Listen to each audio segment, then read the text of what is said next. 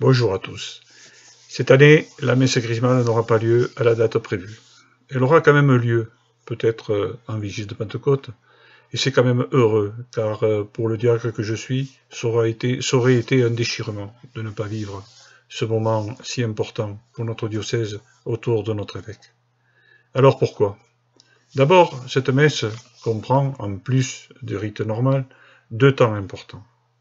Le premier, c'est la bénédiction des huiles saintes, qui permettront de donner les sacrements, alors du baptême avec le Saint-Crème, de la confirmation de l'ordre et sacrement des malades pour les autres sacrements.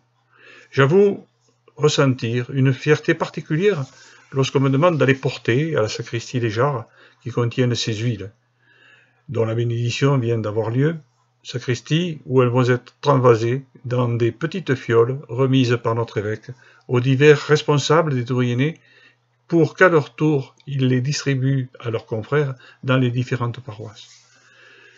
Je me mets à la place de ces serviteurs à qui Jésus a dit à Cana, remplissez ces cuves d'eau.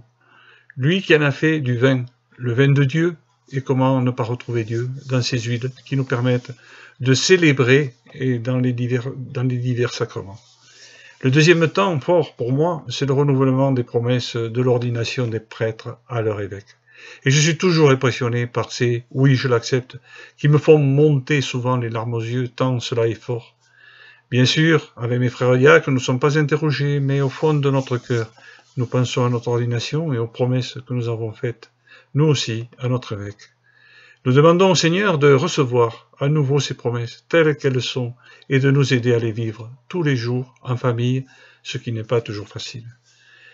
La messe chrismale est une belle messe, avec de magnifiques chants qui nous portent et l'orgue qui nous permet de méditer. Mais cette messe, aussi belle qu'elle soit, ne pourrait pas être ce qu'elle est sans le peuple chrétien, qui par sa présence physique ou par les ondes participe à cette liturgie inhabituelle. Cela se ressent, et qui que nous soyons, nous sommes vraiment dans un moment de grâce.